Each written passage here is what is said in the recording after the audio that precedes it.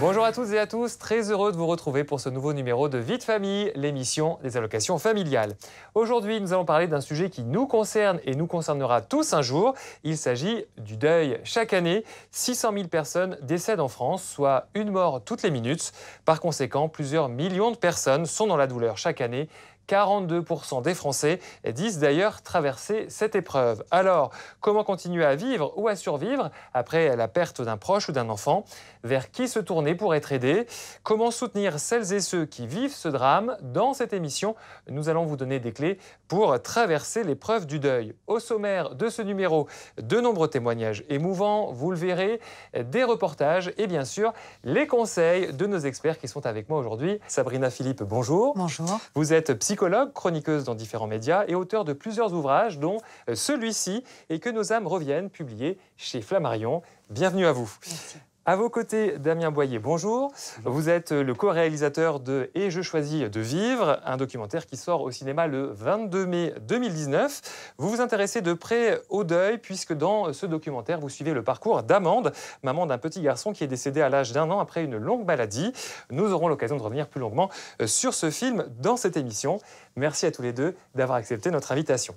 Alors, pour démarrer ce numéro, je vous propose de regarder ces réactions pour bien appréhender ce sujet délicat du deuil. Nos équipes se sont rendues dans les locaux de Naître et Vivre à Paris. Cette association œuvre pour la prévention de la mort inattendue du nourrisson, qui est à l'origine d'environ 400 décès chaque année. Notre journaliste Jessica Decap a rencontré des parents qui ont perdu un jeune enfant. Ils nous expliquent comment ils ont traversé le deuil. Par quelles étapes et quelles émotions est-ce que vous êtes passé pendant le deuil? Des émotions proches de des tripes arrachées, c'était assez littéralement le cas, puisque c'était ce premier-né tout juste arrivé. Toi, tu avais beaucoup de colère au début, énormément. D'injustice, de la colère. Pourquoi nous? Qu'est-ce qui se passe? Pourquoi lui, il est parti aussi subitement? Waouh! En fait, la première étape, c'est la sidération. C'est-à-dire que tout simplement, on ne comprend pas ce qui nous arrive. Ça paraît totalement impensable. Le matin où on a découvert Victor dans son lit, donc c'était l'heure de se lever pour tout le monde pour aller à l'école ou au bureau. Et puis donc tout le monde était à moitié en train de s'habiller, et puis donc la stupeur absolue, quoi. Plus rien n'a fait autour de moi avait de valeur, finalement. À un moment donné... Plus envie de vivre. Concrètement, plus envie de vivre.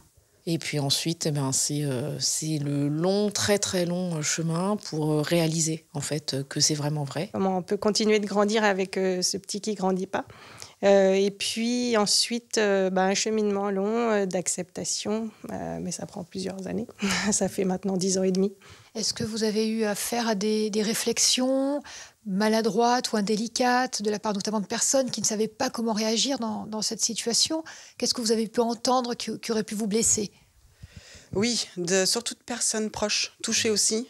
On a eu le droit, comme on était en arrêt, pas très longtemps à notre goût, mais on a eu le droit à vous abuser de vos patrons, vous profitez du patron. On a eu le droit aussi, toujours de la famille, faudra se relever, là, ça y est, au bout d'un mois. Vous allez en faire un autre, par exemple. Voilà le genre de phrase que des gens disent en voulant penser à vous réconforter. Et sur le moment, on a envie peut-être de tout entendre, sauf ce type de choses, parce qu'on n'en est pas là, quoi. Ah, ça va, il avait que 3 mois. Oh, ça va, c'est pas... Ouais, c'est pas comme s'il avait 6 ans, vous l'avez pas connu beaucoup. Voilà, ça, c'était terrible aussi. Voilà, et si vous souhaitez plus d'informations sur la mort inattendue du nourrisson, vous pouvez consulter le site de l'association Naître et Vivre qui s'affiche sur votre écran. Sabrina Philippe, ses parents en parlent de manière très juste, mais comment on pourrait résumer les étapes du deuil? Écoutez, la première étape, et ça a très bien été décrit dans ce reportage, la première étape, c'est souvent la sidération, le choc et donc le déni. C'est-à-dire qu'on a du mal à assimiler l'information du deuil. C'est toujours la première étape. La deuxième, en général, ça va être une espèce de colère, et ça a été évoqué aussi dans ce reportage. C'est-à-dire une espèce de révolte, en fait, contre ce deuil qui arrive, et surtout quand il arrive, alors là, d'autant plus chez des enfants, chez des jeunes enfants, où on se dit, mais la vie n'est pas juste, il y a un sentiment d'injustice toujours avec le deuil. Et puis ensuite, on va avoir de la négociation. C'est-à-dire qu'une espèce de marchandage interne qui prend beaucoup d'énergie d'ailleurs, parce que c'est uniquement à l'intérieur de soi. On se dit, mais si j'avais fait ça, si, alors, et pour le cas d'enfant, justement, si je ne l'avais pas couché à ce moment-là, si j'avais fait attention. Voilà. Ouais. Toujours ce marchandage pour pour, encore une fois, repousser le chagrin. Mais il y a toujours un moment, et c'est l'étape suivante, où le chagrin arrive, où la tristesse arrive. Et souvent, elle est très forte, elle est puissante. C'est une phase délicate, très délicate, parce que beaucoup de souvenirs reviennent. Et puis, il faudra, et ça, là aussi, ça a été dit avec beaucoup de justesse, il faudra du temps pour arriver à l'acceptation. Souvent, on est dans une société où on veut que tout aille très vite, et on voit bien dans les proches, les proches qui disent non, mais ça va aller au bout d'un mois. Ouais. Alors que, évidemment, nos mécanismes psychiques prennent du temps. Il faut se laisser ce temps. Et on sait combien de temps ça peut prendre ? Écoutez, c'est variable pour chacun. Vous avez des personnes qui mettent plusieurs années à faire un deuil, et comme je le dis souvent, c'est aussi quand même, alors pas toujours, mais fonction. Lorsque c'est un conjoint, par exemple, vous avez passé 20 ans avec ce conjoint, vous ne remettez pas en un an de 20 ans de vie commune. Vous voyez ? Donc, et c'est aussi tout l'investissement affectif qu'il y a eu auprès de cette personne. Et est-ce que ce processus est le même, est identique chez tout le monde ? Alors, il est grosso modo identique, sauf que vous avez des personnes qui vont... Alors, on parle d'étapes comme si c'était vraiment, vous voyez, comme si on grimpait des marches. Non, en général, tout se mélange un peu, on fait des allers-retours. C'est-à-dire que, passer le déni, on a de la colère, et puis on est triste, et puis on a à nouveau de la colère. Voilà. Oui.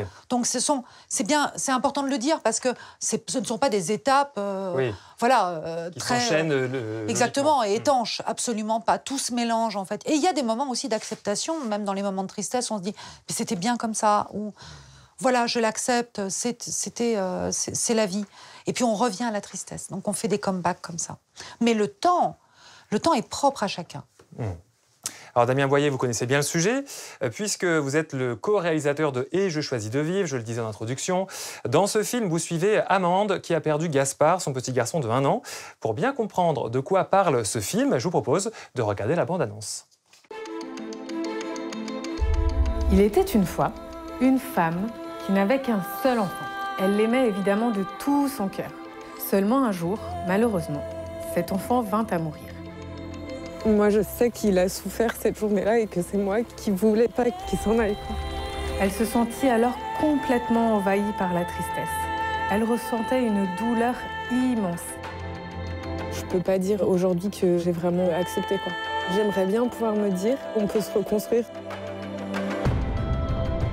Elle voyagea de village en village. Elle parcourut tout le pays. Donc, comme tu m'as demandé, c'est des gens qui viendront à nous, des gens qui ont perdu un enfant, qui ont traversé cette épreuve et qui ont des choses à partager. On va passer par les plus beaux endroits de la Drôme.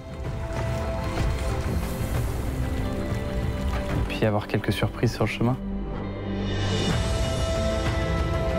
Pour toi, qu'est-ce que c'est la mort?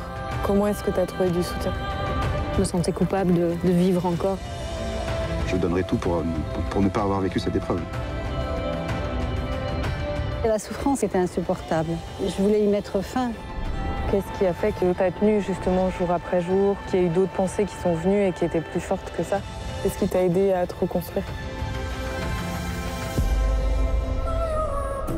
Faire son deuil, pour moi, n'a absolument aucun sens, parce que ça suppose qu'on commence quelque chose et qu'on le termine. Il y a cette intelligence de ton esprit, de tout ton être, qui œuvre jour après jour à reconstruire, et ça va ouvrir des portes que tu penses fermées à tout jamais. Ou on passe nos jours à l'hôpital et en dehors à pleurer et à se faire plaindre, ou on fait la rigolothérapie. Les vivants ferment les yeux des morts et les morts ouvrent les yeux des vivants. Je voudrais dire à tout le monde, mais oui, ça vaut le coup de vivre, ça vaut le coup d'accepter. Amande, fais tout ce que tu peux pour vivre.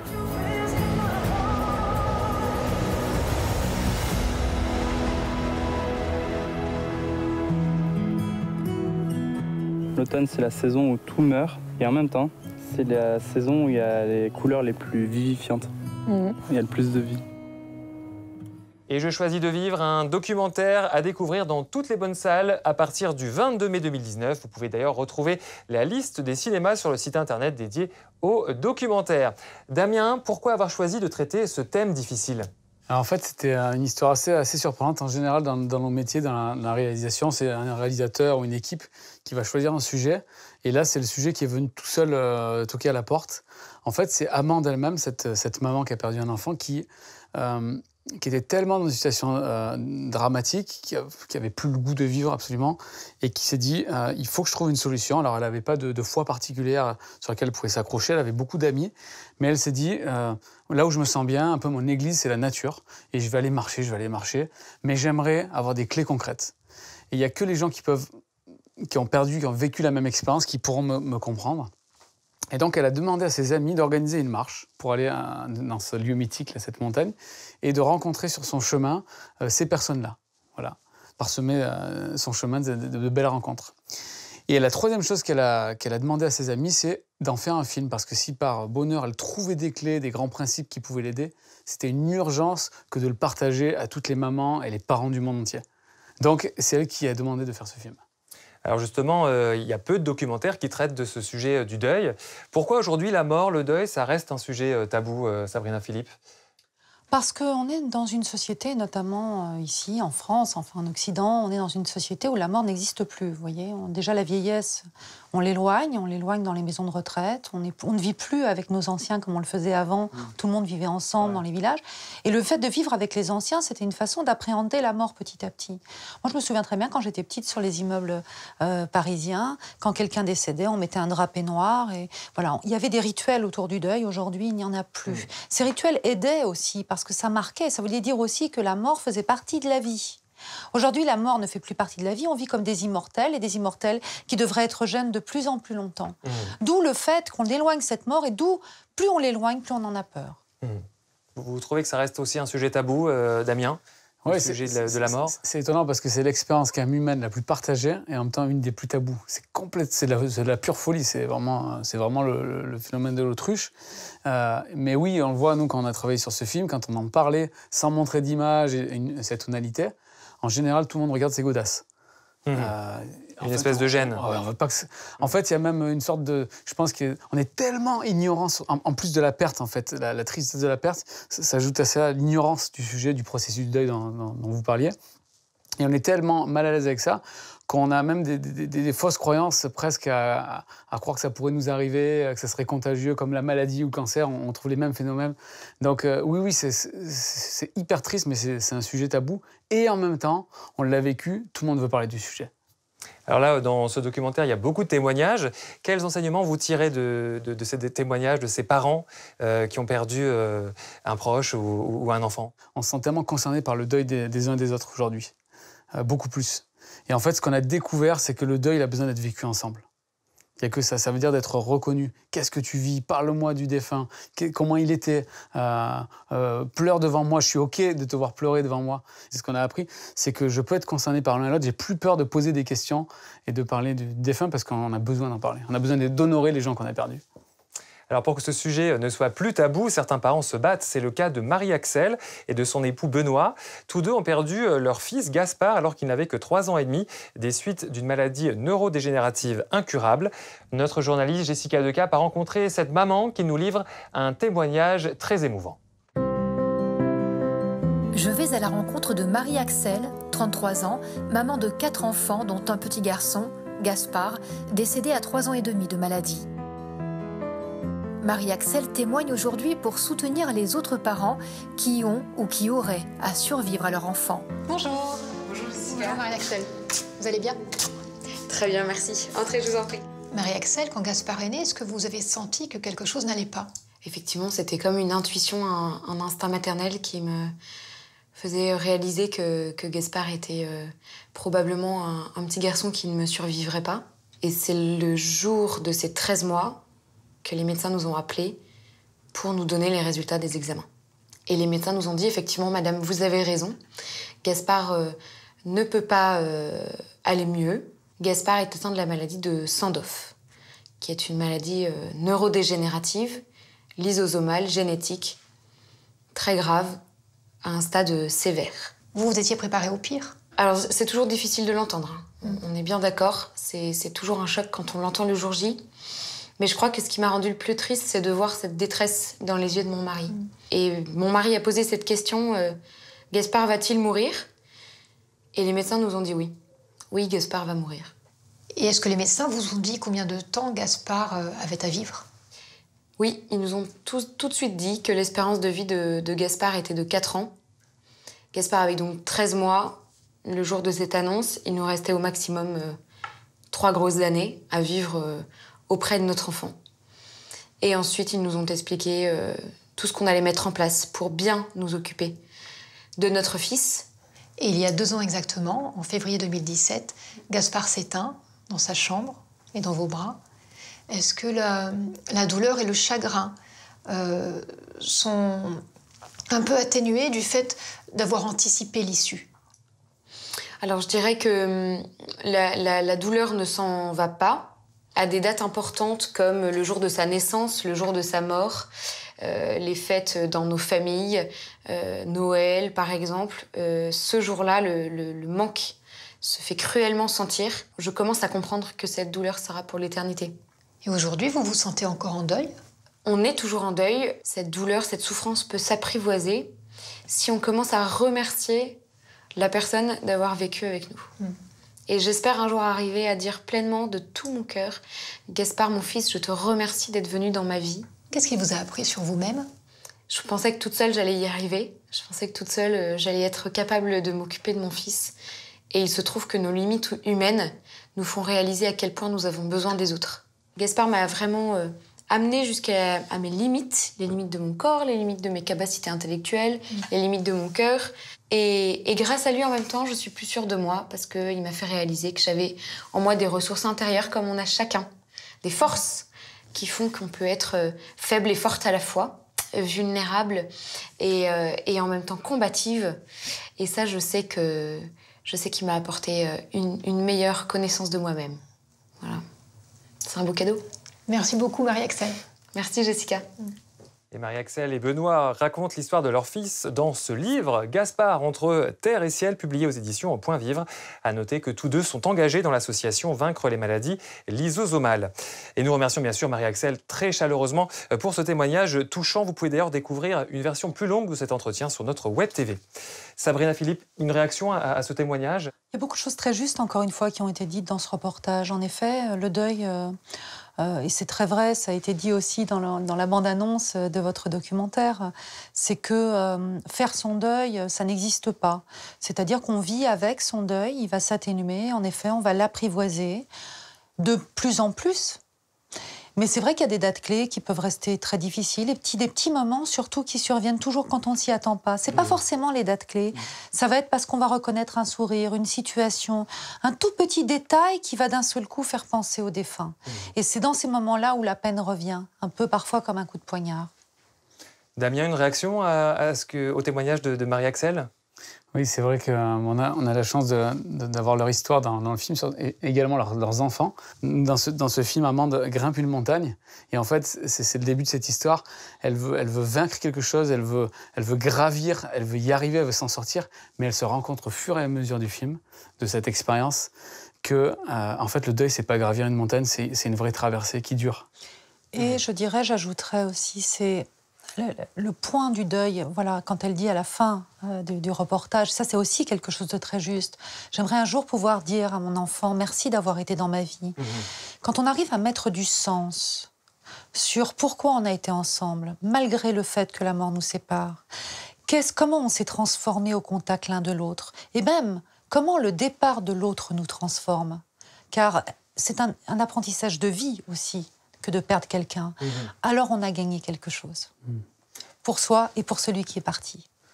Vous en parliez tout à l'heure aussi des rituels. Aujourd'hui, il y a très peu de rituels, hormis ceux religieux, dans notre société. C'est important d'avoir des rituels, notamment quand on parle de ces dates clés, les dates anniversaires. Est-ce que ça peut vraiment aider à traverser cette épreuve ? Écoutez, chacun peut trouver sa façon. Vous savez, je crois qu'il ne faut surtout pas, et c'est très important lorsqu'on a une personne en deuil, aller plaquer des choses.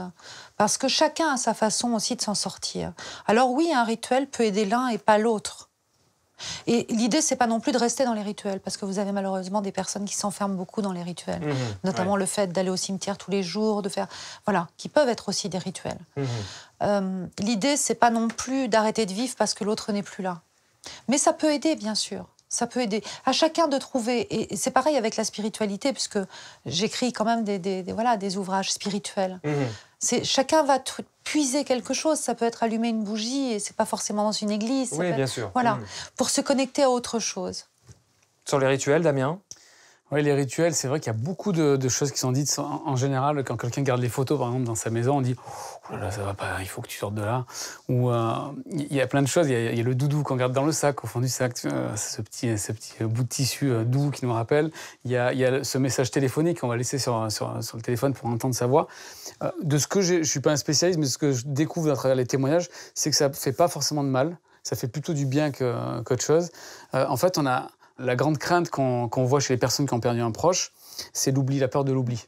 Et en fait, la bonne nouvelle qu'on peut tous annoncer à nos proches, c'est que tu ne l'oublieras jamais et nous non plus. Et en fait, ce qui est beau dans les rituels, et on le retrouve d'ailleurs, on parle de foi, de spiritualité, chez les Juifs, il y a 7 jours pendant lesquels vous allez aller dans la maison, pleurer, vous pouvez vous arracher les habits de douleur. C'est OK, culturellement, c'est accepté. Ça veut dire ta peine, ta tristesse, on est avec toi, on la vit, il y a les pleureuses. Chez les musulmans, au bout de 40 jours, il va y avoir des prières. Voilà. Et ça, pour moi, c'est extrêmement bon parce que c'est un cadre émotionnel, culturel qui permet la reconnaissance. Et le deuil, comme n'importe quelle souffrance, on a besoin que les gens nous voient et dire « on voit ta souffrance ». Donc je crois que c'est extrêmement bon. Et effectivement, on peut inventer ces rituels. On peut, par exemple, pour le deuil périnatal, certains offrent moi, on a vécu ça personnellement avec mon épouse. On a reçu un petit bonsaï d'amis qui ont envoyé ça par la poste en mémoire de ce petit qu'on aurait pu avoir et qu'on n'a pas eu. C'est hyper touchant, quoi. Et je pense que c'est pour mettre des mots sur des choses qu'on n'arrive pas à exprimer. Et notamment, désolé, je suis un peu long, mais ça m'enflamme ce sujet. Allez-y. Notamment, quand on perd son conjoint, on est veuf ou on est veuve. Quand on perd ses parents, on est orphelin. Et quand on perd un enfant, il n'y a plus de mots. Et c'est terrible. Alors, on peut revenir un peu sur la langue française, parce qu'on dit d'ailleurs qu'il faut faire son deuil. Est-ce que c'est pas un peu contradictoire avec la réalité des choses, puisque on garde cette douleur et la mémoire du défunt à vie? Justement, c'est exactement ce que j'ai écrit dans ce dernier ouvrage, où je parle du décès de ma mère, en fait, dans cet ouvrage, qui a été Je suis toujours en deuil, d'ailleurs. Et je le dis, en fait, faire son deuil, c'est comme si on faisait un programme de remise en forme, vous voyez. Donc, c'est complètement inadapté, en fait. On ne fait pas son deuil, on traverse des étapes. Et c'est aussi une grande rencontre avec soi-même, le deuil. Parce que ça nous place face à notre propre vie, qui on est sans l'autre, quel que soit cet autre. C'est vraiment un apprentissage de vie. Et je dirais même plus loin, je pense que toutes nos épreuves, en fait, sont des apprentissages de vie. Voilà. On est là, à mon sens, sur cette terre, pour grandir. Et on grandit tous à travers nos épreuves aussi. Donc ça veut dire que le deuil, en tout cas le processus de deuil n'est jamais terminé? Non, il n'est pas terminé. Il va prendre un petit peu moins d'espace, petit à petit. C'est-à-dire qu'au début, il est très, très envahissant. Et puis, petit à petit, quand on arrive à sourire encore, en se remémorant des souvenirs, sans que les larmes viennent tout de suite, aucune émotion, voilà, quand on commence à sourire, on a apprivoisé. Voilà, on l'a apprivoisé. Mais c'est pas pour autant qu'on l'a fait. Et puis, pourquoi le faire, d'ailleurs? Puisqu'il reste avec nous. Comme le disait si justement Damien. Pourquoi faire son deuil? Pourquoi clôturer quelque chose? Il reste avec nous, à travers nous. Alors, je vous propose d'écouter à nouveau les parents de l'association Naître et Vivre, association qui accompagne les familles endeuillées qui ont perdu un tout petit. Ces parents, ils nous expliquent justement ce qui a pu les aider à traverser cette épreuve du deuil. Et est-ce que vous auriez un conseil ou un message pour les parents endeuillés? S'entourer, pas rester seul, ça c'est sûr, mais s'entourer de personnes bienveillantes. Chacun ayant un chemin différent, y compris d'ailleurs mon mari, qui n'a pas du tout passé par les mêmes émotions que moi, finalement, essayer de comprendre ce qui se passe pour chacun, l'accepter et puis être très indulgent avec soi-même. Alors, en fait, assez vite, j'ai consulté un psychiatre. C'était en fait la semaine après les obsèques, que je voyais 2 fois par semaine et qui m'a aidée à mettre des mots, à exprimer ce que j'avais à dire et surtout à me projeter dans l'avenir. Faites appel aux associations. Parce qu'en vrai, vous avez des personnes qui ont vécu ce que vous avez vécu et qui sont bien placées. Vous avez cet espoir et en tout cas, moi, ça m'a beaucoup aidé de se dire ces personnes ont réussi à vivre derrière, à refaire des enfants, c'est des personnes équilibrées, qui ont l'air heureuses. Ça fait du bien. J'imagine que vous considérez aujourd'hui que vous êtes toujours parent de 5 enfants. Oui, bien sûr, oui. Et ce qui est important aussi, c'est que l'enfant qui est décédé, on en parle de façon régulière. C'est pas du tout un sujet tabou. Même pour notre fille qui est née après, voilà, elle a son frère qui est au ciel. Vous avez d'autres enfants depuis? Un garçon et une fille, oui. Et donc vous considérez que vous êtes parent de 3 enfants ou de 2 enfants aujourd'hui? De 3 enfants. Même 7 ans après, même 20 ans après, en fait, l'enfant qui est décédé n'est pas oublié. Et on remercie à nouveau ses parents de l'association Naître et Vivre. Alors Sabrina Philippe, est-ce indispensable de se faire accompagner par un professionnel comme un psychologue ou un psychiatre, où on peut parvenir à traverser ce deuil seul? Est-ce que c'est possible? Encore une fois, il n'y a pas chacun a sa propre réalité, il n'y a pas d'obligation en rien. Il faut juste être conscient de quelque chose, c'est qu'il y a vraiment des phases difficiles dans le deuil et que si on sent qu'on n'arrive pas à les traverser, si on sent que ça nous empêche quand même, au bout d'un certain temps, de travailler, d'aimer, de continuer la vie, il ne faut pas hésiter à se faire aider. Et se faire aider, ça peut être par un psychologue, par un psychiatre, par une association comme ça a été dit, mais aussi il y a différentes formes d'aide. Parfois, encore une fois, certains vont choisir un parcours plus spirituel ou autre. Il n'y a pas de règles. Mais en effet, ne pas rester seul, enfermé avec sa souffrance, dont on n'arrive pas à s'extraire. Alors entendu, les maladresses de l'entourage peuvent faire des dégâts. Quels conseils peut-on donner à l'entourage pour qu'il puisse trouver les mots justes pour aider, pour accompagner les personnes endeuillées, Damien Boyer? Dans ma propre famille, il y a un enfant qui est décédé, qui avait 12 ans malheureusement. Et une des phrases le jour des funérailles, c'était « Bon, il vous en reste encore 4, ça va jouer ». Bon, je pense qu'il faut avoir beaucoup de bienveillance envers ceux qui nous sortent ces énormités. Et pour répondre à votre question, je crois qu'il y a une question que j'utilise qui m'aide beaucoup depuis qu'on a fait ce film, c'est je ne sais pas comment t'en parler, j'ai pas envie de faire bourde, mais est-ce que tu es OK qu'on en parle? Est-ce que ça te ferait du bien? Moi, je crois que le problème, c'est le temps. C'est-à-dire que vous avez tout le moment du deuil, vous avez le moment de l'enterrement, vous avez encore le mois qui suit. Et puis après, malheureusement, les personnes oublient. Et alors, c'est là où se crée le décalage. C'est-à-dire que la personne en deuil, elle vit sa peine. Et pour l'entourage, l'entourage plus éloigné, évidemment, pas pour l'entourage proche, le conjoint ou autre, mais pour l'entourage, c'est déjà un événement passé. Et je crois que la problématique, elle est surtout là. C'est pas les petites phrases, c'est ça. Et c'est se dire, mais oui, en fait, il y a encore ce deuil, et elle est encore en deuil. Et ça peut durer 1 an, 2 ans, 3 ans, elle est encore en deuil, cette personne. Et c'est plutôt de tendre une main, comme le disait si bien Damien, à des moments qui sont plus éloignés, justement, de la perte de l'être cher. Il y a un moment où on est persuadé que notre vie est foutue à jamais. Oui. On est persuadé, et c'est faux. Et en fait, c'est là où on doit, en tant qu'ami, être hyper bienveillant, être doux dans la façon de parler, mais en même temps d'être clair, dire tu vas aller mieux, c'est vrai, avec les années, tu iras mieux, c'est une promesse. Alors il y a un deuil périnatal dont on parle peu, et pourtant les parents dont l'enfant meurt in utero ou à la naissance doivent eux aussi traverser cette épreuve du deuil. Alors est-ce que la peine et la douleur sont proportionnelles au temps passé avec son enfant, Sabrina Philippe? Non, on ne pourrait pas dire ça. Évidemment, ça serait extrêmement violent, bien évidemment. Ça fait partie des idées reçues qu'on entend. C'est pour ça que je dis ça. En revanche, il y a une chose qui est certaine, c'est que dans le cas de deuil où l'enfant a été très peu connu, c'est un deuil aussi de la mère qu'on a été à ce moment-là. Et il y a aussi ça, vous voyez, je crois que dans tout processus de deuil, on est en deuil de l'autre et de ce qu'on a été avec l'autre. Voilà. Et ça, c'est c'est encore plus vrai dans le deuil périnatal, parce qu'en effet, parfois, on n'a même pas eu le temps que des rituels avec l'enfant s'installent, que ça ne veut pas dire qu'il n'y a pas eu énormément d'amour, mais tout ce quotidien, cette vie quotidienne n'a pas eu le temps de s'installer. Mais on fait le deuil de la mère qu'on a été, ou du père qu'on a été. Est-ce qu'il y a d'autres idées reçues comme ça qui entourent le deuil? Moi, je vois souvent, on a entendu dans un reportage, le fait d'avoir un enfant après. Oula, il a fait... un enfant va remplacer celui qui est parti. C'est ça, il y a des messes basses qui disent il va le remplacer, est-ce que c'est bien ça? Ça fait pas assez de temps, mais c'est écrit où qu'il faut attendre 9 mois, 2 ans, 3 ans. Je crois qu'on est assez dur avec les uns et les autres sur ce sujet. Et je crois que s'il y a une chose qui est bien sûre, c'est qu'on n'oubliera jamais les gens qu'on a aimés. Ça, c'est une certitude. Oui, bien évidemment, en fait, c'est aussi... Alors après, pour les parents, c'est encore autre chose, c'est-à-dire que c'est la réaction aussi au deuil pour pouvoir s'occuper d'un autre enfant par la suite. Il est en effet important, encore plus pour ses parents, de pouvoir être suivis de façon quand même à pouvoir accueillir un enfant, un nouvel enfant, en étant psychologiquement au mieux. D'accord. Voilà, et ne pas porter cette peine qui va se transmettre à l'enfant à naître.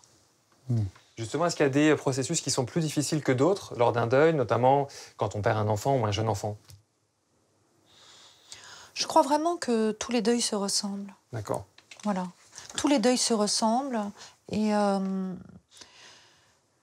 c'est tout simplement, encore une fois, hein, faire face à la mort aussi et faire face à notre propre vie. C'est souvent difficile, on dit souvent c'est difficile pour ceux qui restent, mais c'est la vérité. C'est faire face à notre propre vie. Ouais. Il y a aussi des oubliés du deuil quand même. Moi je trouve il y a les frères et sœurs par exemple. On focalise très peu sur eux. Quand dans une famille on perd un enfant, on va focaliser sur les parents. C'est terrible, c'est la chose la pire qui puisse arriver. Voilà, on a ces idées-là. Mais les frères et sœurs souvent sont un peu laissés de côté parce que ils encaissent quoi. Ils disent c'est bon, nos parents ils ont tellement pris cher. On va pas pleurer aussi. On va se retenir d'exprimer nos émotions et notre tristesse. Et je sais qu'il y a d'ailleurs pas mal d'associations qui sont impliqués sur ce sujet des frères et sœurs pour les accompagner. Et nous, on a rencontré dans le cadre du documentaire pas mal de frères et sœurs, mais de 40-50 ans, qui sont un peu bloqués dans ce processus du deuil parce qu'ils n'ont jamais pu exprimer ce qu'ils avaient dans le cœur. Oui, et d'ailleurs, c'est très juste. Et ce qu'il faut mettre en place dans ces cas-là pour les parents, c'est aussi un référent extérieur. C'est-à-dire que les parents étant eux-mêmes endeuillés, bien souvent, ils ne peuvent pas recueillir la peine des frères et des sœurs. Un oncle, une tante, un ami qui va être là aussi pour pouvoir en parler avec les enfants, qui puissent aussi libérer leur peine sans avoir peur de faire eux-mêmes encore plus de peine à leurs parents. Alors on l'a vu, hein, s'entourer et être entouré est important pour traverser cette épreuve du deuil. On ne sait pas assez, mais les caisses d'allocation familiale peuvent également vous accompagner, être dans les démarches administratives, suivies par un travailleur social, soutien financier. Les CAF proposent de nombreux services et s'adaptent à la situation de chaque famille. Pour mieux comprendre, je vous propose de découvrir ce reportage réalisé dans le département de la Drôme. À la CAF de la Drôme, la direction est mobilisée pour accompagner les familles endeuillées. Valentine a réuni son équipe dédiée à l'accompagnement des familles. L'idée, c'est vraiment qu'on soit en anticipation, en prévention, pour éviter qu'un événement perturbateur fragilise la structure familiale et du coup puisse éventuellement aboutir sur une précarité. Très bien. Donc Isabelle, Delphine, on était là pour faire le point donc, sur les actions qu'on met en œuvre sur le territoire. 59% des familles contactées dans le cadre du décès de leur enfant ont souhaité nous rencontrer.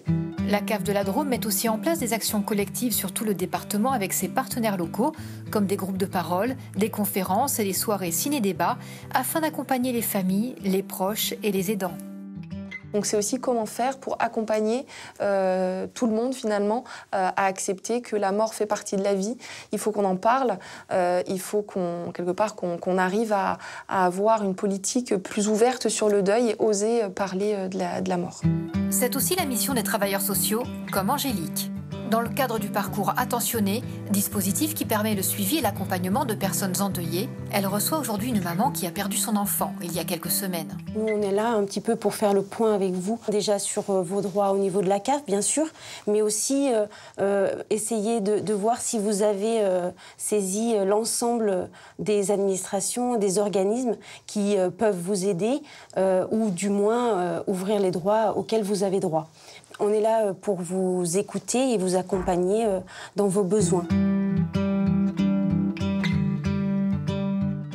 Avec la maman, Angélique commence par étudier les prestations financières que pourrait lui verser la CAF et d'autres services publics pour la soutenir dans ce moment difficile.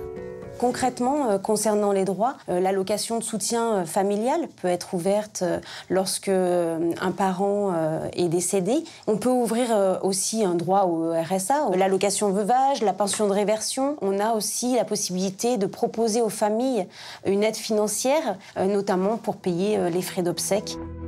Je ne sais pas vers qui je peux me tourner pour participer à ces groupes et rencontrer des parents qui sont dans les mêmes... dans des situations comparables à la mienne, en fait. Pendant 1h30, cette maman se livre sur les circonstances du décès de son enfant, sa détresse, mais aussi son désir de retrouver goût à la vie. Je vous remercie. Merci beaucoup. Au revoir. Merci pour le temps que vous m'avez accordé. Écoutez, c'est normal, on est là pour ça. Et surtout, n'hésitez pas à me rappeler. Je vous ai donné ma carte. Je vous remercie en tout cas, madame. Au revoir, madame. Dans nos entretiens, quand on voit les gens sur du long terme, on est satisfait de là où ils en sont et du chemin qu'ils ont parcouru. Ça, c'est important pour nous et ça nous motive dans notre travail. Voilà, le parcours attentionné est automatiquement proposé par la CAF en cas de décès d'un enfant. Damien Boyer, votre documentaire « Et je choisis de vivre » est à l'origine d'autres belles actions autour de l'accompagnement du deuil. Est-ce que vous pouvez nous en parler un petit peu? Quand on a fait ce film, on s'est dit « Ok, on a besoin d'un outil artistique pour sensibiliser sur le sujet. » On a dit « On a besoin de le vivre ensemble, on a besoin de le comprendre. » Mais on s'est dit « On va faire ce film qui va être sur France 5, en télé, au cinéma. Mais après, que vont devenir les familles, les endeuillés? Qu'est-ce qu'on va devenir ?» Le problème, c'est d'être liés. On a compris qu'il faut être ensemble. On s'est dit, il faut qu'on aille plus loin. Et de là a émergé l'idée de créer une association qui s'appelle Mieux traverser le deuil. Et l'idée de cette association, c'est une véritable plateforme digitale d'abord, sur lesquelles on peut visiter. On aura du contenu écrit, des articles, des vidéos gratuites pour parler de tout type de deuil. Et l'idée, c'est de renvoyer également en région, département, sur les associations existantes. Il n'y a que 3% des endeuillés qui fréquentent des assos. C'est tellement dommage, elles font un boulot extraordinaire et on peut avancer beaucoup mieux ensemble. Sabrina Philippe, Damien Boyer, l'émission touche à sa fin. Est-ce que vous auriez un dernier conseil à donner aux personnes endeuillées ou aux proches de ces personnes pour qu'ils puissent traverser ce deuil un peu mieux? Ce qui est important dans la vie, à mon sens, c'est l'amour. Et dans le décès, dans la mort aussi, il y a de l'amour. Et la peine qu'on a est toujours à la mesure de l'amour qu'on a porté à celui qui n'est plus. Voilà.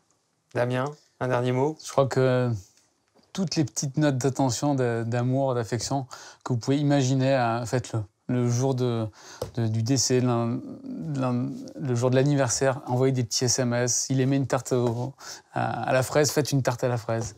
Emmenez-le voir un film comme le film qu'on est en train de faire et je choisis de vivre. Mais toutes les petites marques d'attention, ça fera tellement du bien. Voilà, je rappelle que votre documentaire sort le 22 mai prochain et je choisis de vivre, donc à découvrir au cinéma. C'est la fin de cette émission. Merci à tous les deux d'avoir participé activement et de nous avoir donné tous ces conseils. Je rappelle également que vous pouvez retrouver des articles tous les jours sur notre site internet qui s'affichent sur votre écran. Vous pourrez trouver notamment d'autres articles sur cette thématique du deuil et de son accompagnement. À très vite, à très bientôt pour un prochain numéro.